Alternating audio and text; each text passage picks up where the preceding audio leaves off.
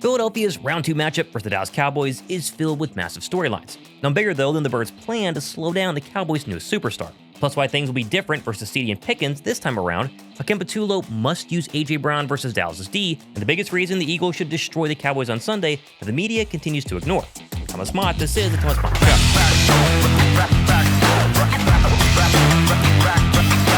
Philadelphia versus Dallas Part 2 has a completely fresh set of storylines from their Week 1 nail-biter 2 months ago, as both sides have added some superstars on defense who could be the difference makers on Sunday, although it's Philadelphia who might be taking the biggest risk versus Quinnen Williams that might make or break the Birds' offense.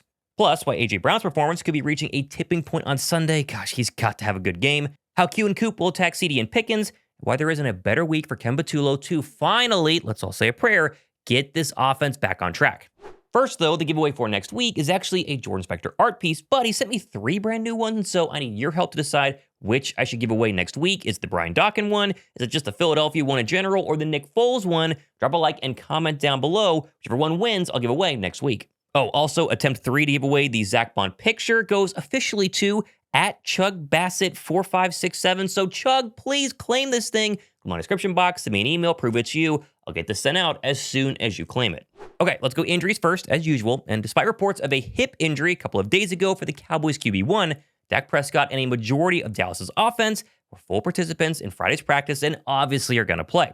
With the only real questions injury-wise being around the edge rushers Jadeveon Clowney and Dante Fowler, although reports in Dallas on Friday all indicate they expect them to play as well. Likewise, Philadelphia's injury report shows a lot of similar promise. Jaelan Phillips, Willie Lampkin, and Miles Hinton were all full goes on Friday, with Cam Jurgens officially questionable with that concussion.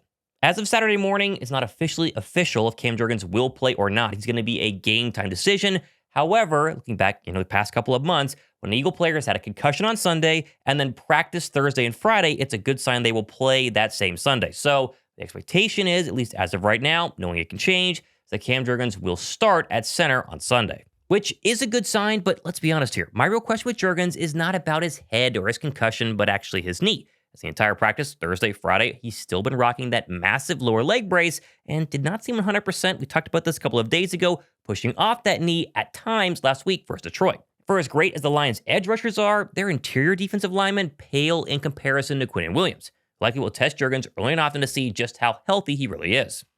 He's a heck of a player.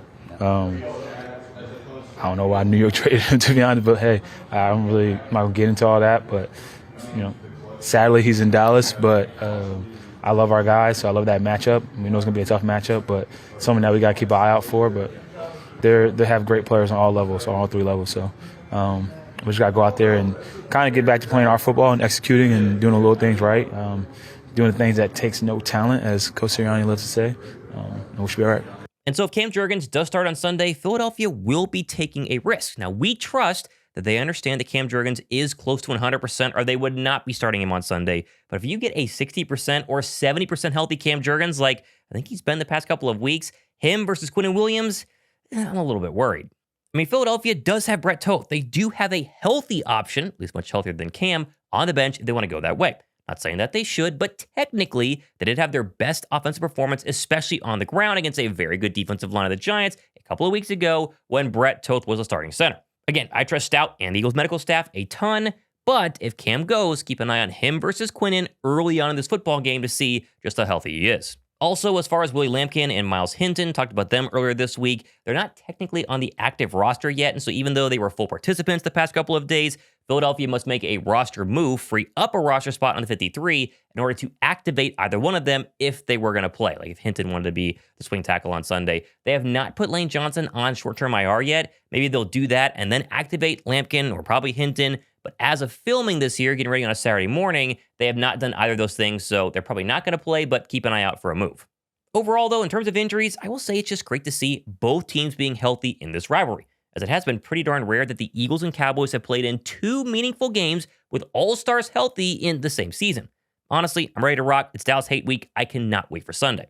Also, I want to give a massive shout out to the sponsor of this video, Mint Mobile. If you're like most of us, or really all of us who think we pay way too much for our phone bill service, well, Mint Mobile has completely changed the game. First off, with Mint Mobile, everything's actually done online. There's no stores, there's no waiting in line, and no crazy salesperson trying to upsell you on their latest device. Instead, it's simple. You get premium wireless on the nation's largest 5G network at a price that actually makes sense for you. And how about unlimited talk and text, hotspot access, and even free calling to Mexico, Canada, and the UK? The coverage is fast, reliable, and works everywhere you need it. And what I personally love most is the flexibility. You can choose a plan based on how much data you actually use, whether it's like 5 gigabytes, 15, 20, or unlimited. If you buy a few more months up front, you actually save even more with their 3, 6, or 12-month plans. What about switching? Is that easy? Because in the past, switching to new carriers, not fun. With Mint's eSIM, it's super simple. Same phone number as well. Takes a couple of minutes, all from the comfort of your own home. And the best part is you can lock in Mint's lowest price of the year at $15 a month, which is crazy for 3, 6, or 12-month plans. Just go to mintmobile.com or go to link down below my description box, scan the QR code somewhere over here, check out Mint Mobile, and start saving today. Now, of course, injuries aside, when it actually comes to playing this Cowboys team, a couple of things are obviously true.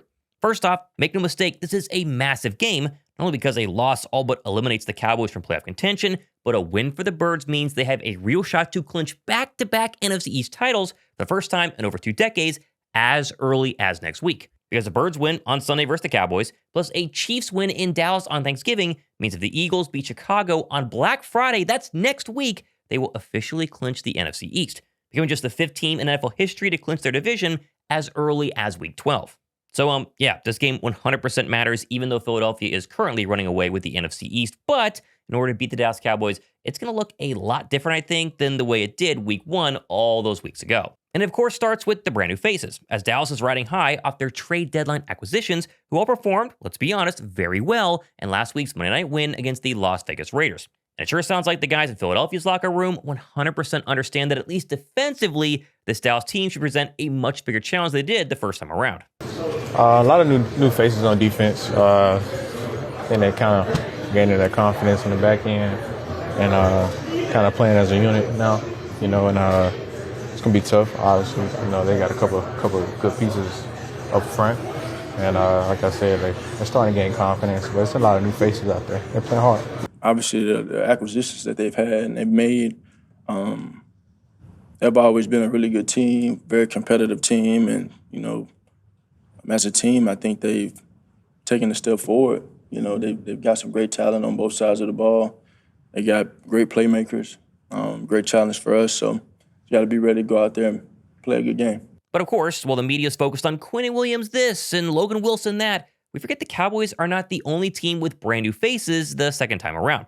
As I've seen actually 0 national media pundits, this is crazy, mention the fact that Jalen Carter did not play in the home opener due to, of course, the Spitgate. And of course, if you watch the Birds the past 2 weeks, Jalen Carter is probably playing the best football maybe of his entire career. Oh, no, we're not worried about that. We here where we at right now. And at the end of the day, everybody playing, so that's all we're worried about. How do you reflect on sort of your growth since then from week 1 to... I'm not even thinking about it. But it's not just Jalen Carter. Nakobe Dean also did not play in that season opener. We forget that. It was Jihad Campbell, who played well, but still, it was September.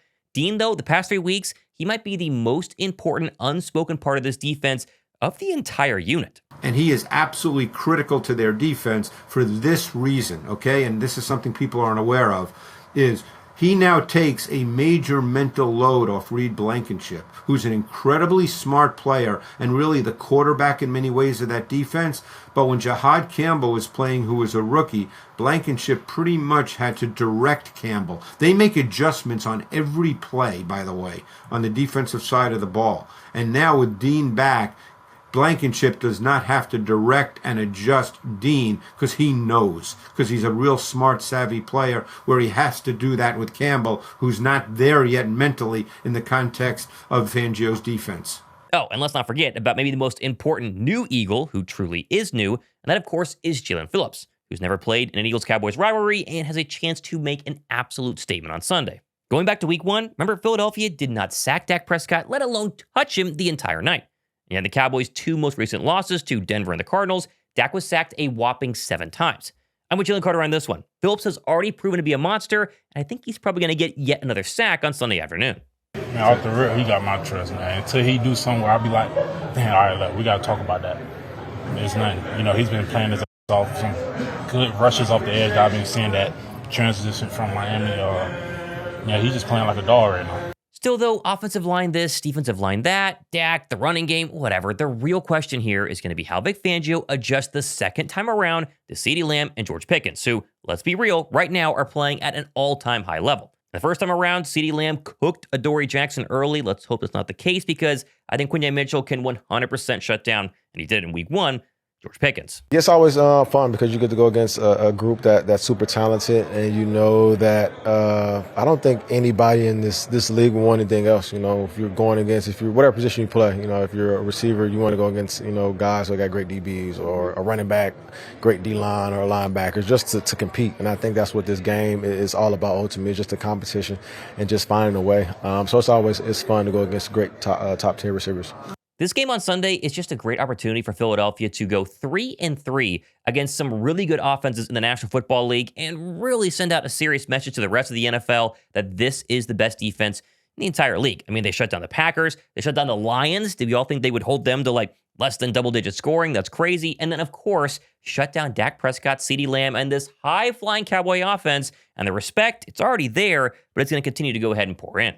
They're one of the best offenses in the league. I mean, they're like 2 in yards, 2 in points, or 3, first in passing, but yet 12th in rushing, which, you know, they got balance. They're really a good offense. And with those dynamic receivers, the tight end, Javonte at running back, and Prescott makes it go. He's having a hell of a year. Oh, and one more quick defensive thought here. Philadelphia's only played one opponent twice so far this year, and that was the Giants. In a 3-week span, they were getting blown out the first game and then absolutely blew out the Giants the second game. How you adjust matters in the NFL, and Philadelphia's been a master adjuster, especially on defense throughout Fangio's tenure. But of course, despite the magic of the Bird defense, all the national media cares about right now is how Jalen Hurts, A.J. Brown, and the Eagles' offense looks, and we say it each and every week. Maybe this is the week they get things figured out. Maybe it is, maybe it isn't, but it's going to be very, very interesting on Sunday. I mean, at least I did mention it earlier. The second time Kevin Patullo technically faced the same team, the Giants, he cooked that front four and gave Saquon Barkley his best game of the year. Plus, for as scary as Dallas' defense apparently is now, let's just be honest here. We've only seen them perform one time as a whole unit, and that was, again, Monday night against a 2-win Raider offense that is probably the worst offense in the entire NFL behind the Tennessee Titans. My big question, though, and again, this is week after week, you've heard me say this, how will Kevin Patullo scheme up the passing attack versus zone coverage? Because unlike Detroit, Dallas plays some of the most zone-heavy defensive schemes in the entire NFL.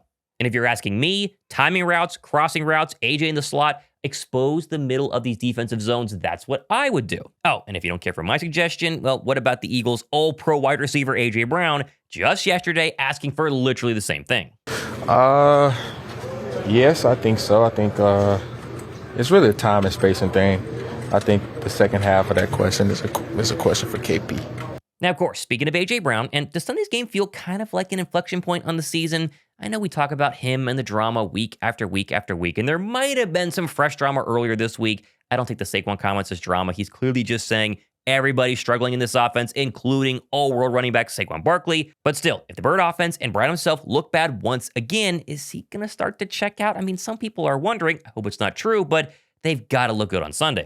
I mean, vice versa, though. If Brown goes for 100-plus yards and the Bird offense fires on all cylinders, that too feels like an inflection point that could right the ship, heal the relationship, and get us sailing smoothly the rest of the way. Either way, if they're going to beat the Cowboys on Sunday, stop committing stupid penalties, guys, especially if Dallas is able to score on Philadelphia's defense. If we keep going 3 and out because of a false start or an early hold and it's 3rd down and 20, I'm going to go absolutely insane. Fix the penalties, fix the pre-snap stuff, and hopefully everything else will fall in line. I think we are. I think we are. I think that's the mindset to have. I think it's just really just cleaning up those mistakes. It's not about just being close. It's just really just finishing drives, you know.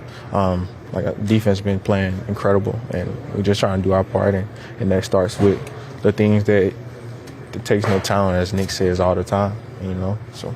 Make no mistake, Philadelphia, yes, has struggled on the road historically against the Cowboys, and Dak Prescott's really good against the NFC East, but in the end, the Eagles team should go ahead and rise to the top. They are much better than the Dallas Cowboys. They should win this game, and again, it's important because they must keep pace for the 1 seed in the NFC. I cannot express how important that is. Philadelphia's schedule is not that tough. They can beat the Dallas Cowboys. They can go on a run here. They can get to 13 or 14 wins. They can be the 1 seed, and then you just have to win 2 home games to go back to a Super Bowl. You cannot drop this game versus the Dallas Cowboys, and you cannot look bad in this game versus the Dallas Cowboys. I'm expecting a double-digit win. I hope you guys are as well. Now, of course, plenty more stuff happening the next couple of days and weeks. Giveaways. Hopefully, I hear from the winner of the Zach Vaughn picture, but we'll redraw from the comments down below if I don't, although I think hopefully I'll hear this time. Also, Josh Davis and I will be live for the game streaming. You want to tune in for that. Brand new scoreboard. We got all the different, highlights and all the fun stuff that goes on with that. So go ahead and join us.